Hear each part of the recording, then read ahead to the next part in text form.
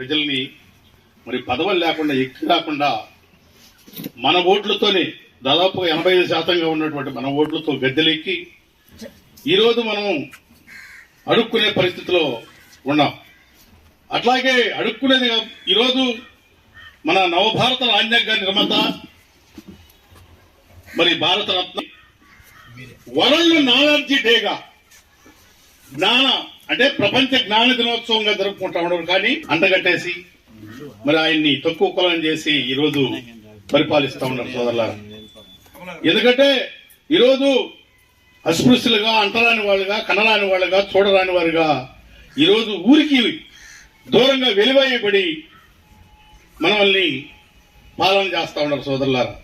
అటువంటి పరిస్థితుల్లో ఈరోజు ఒక సావిత్రిబాయి ఫులే, అదేవిధంగా రమాబాయి అంబేద్కర్ గారి భార్య రమాబాయి, వీళ్ళు చేసినటువంటి త్యాగాలు ఈరోజు మనం గుర్తుంచుకోవాలి.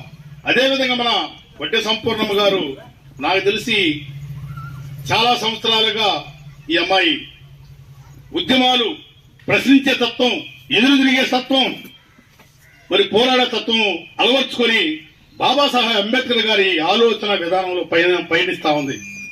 అటువంటి మన మహిళని గౌరవించుకోవాలి. కాబట్టి మనం అందరం కూడా ఈరోజు సంపూర్ణమ్మ గారికి మనం అందరం కూడా కలిసి, దళిత సమాజం అంతా కూడా కలిసి ఆ అమ్మాయికి మనం ఘనంగా సత్కరించుకొని ఇంకా మన జాతుల కోసం ముందుండి పోరాటం చేసి మన హక్కులు సాధించుకునే దిశగా చేయాలని ఆ అమ్మాయికి ప్రోత్సహిస్తూ మరి ఈ సందర్భంగా మరి ఈ గ్రామంలో, వావేళ్ల గ్రామంలో ఆ అమ్మాయికి సన్మాన కార్యక్రమం ఏర్పాటు చేశాం.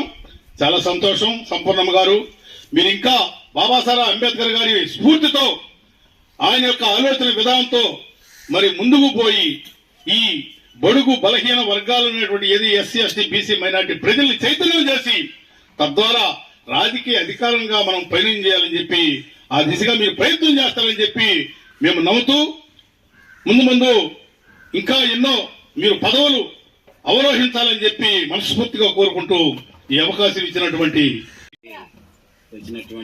జిల్లా మహిళా కార్యవర్గ సభ్యులుగా చేసినటువంటి కమిటీలో నెంబర్గా కల్పించినటువంటి మాజీ మంత్రివర్యులు కాకాని జిల్లా అధ్యక్షులు, జిల్లా వైఎస్ఆర్ కాంగ్రెస్ పార్టీ అధ్యక్షులు కాకాని గోవర్ధన్ రెడ్డి గారికి, మా మండల నాయకులు నవీన్ రెడ్డి గారికి, రాష్ట్ర ప్రధాన కార్యదర్శి ఈరి చలపతరావు గారు ఆశీస్సులతో ఈయనకి అక్క గారికి ఈ పదవి రావటం మాకందరికి కూడా ఎంతో గర్వకారణం. ఇలాంటి పదవులు ఇలాంటి వ్యక్తులకి రావటం చాలా సంతోషం.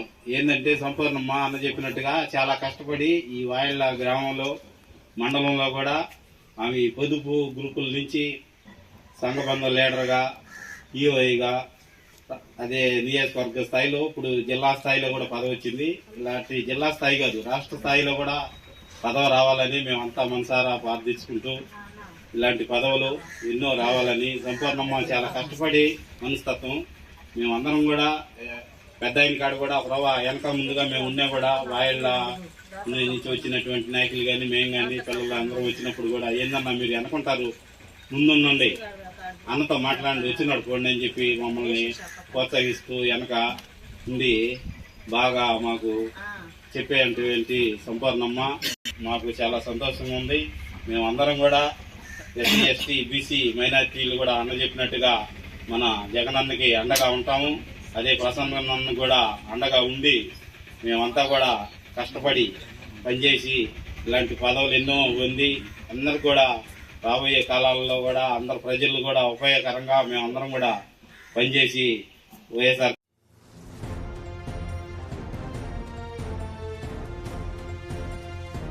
7వ గణతంత్ర దినోత్సవ సందర్భంగా అందరికీ శుభాకాంక్షలు తెలియజేస్తూ, రాజ్యాంగం ఈరోజు పూర్తి స్థాయిలో అమలు జరిగిన రోజుగా నన్ను ఒక న్యాయవాదిగా నేను ఒక స్థానాన్ని గెలుచుకున్న నన్ను గుర్తించి అందరూ ఒక చిన్న సన్మాన కార్యక్రమాన్ని ఏర్పాటు వచ్చినందుకు ప్రతి ఒక్కరికి కూడా పేరు పేరున ధన్యవాదాలు తెలియజేస్తూ, నేను ఈరోజు ఈ స్థాయికి రావడానికి అందరూ మొదటి నుంచి పుస్తకాలలో చదివి పెద్ద స్థాయికి వస్తారు, కానీ నేను జీవిత పాఠాలలో ఎన్నో ఒడిదుడుకులు ఎదుర్కొని కష్ట సుఖాలని ఎన్నో జీవితాలను చూసి వాటిని చక్కబెట్టే దిశగా ఎన్నో పోరాటాలు చేసి చివరికి న్యాయవాద వృత్తిని ఎన్నుకొని ఈరోజు న్యాయవాద వృత్తికి న్యాయం చేయాలనే ఉద్దేశంతో నేను MALL పూర్తి చేసుకొని ఒక న్యాయవాదిగా ఈరోజు అందరి ముందుకి వచ్చాను.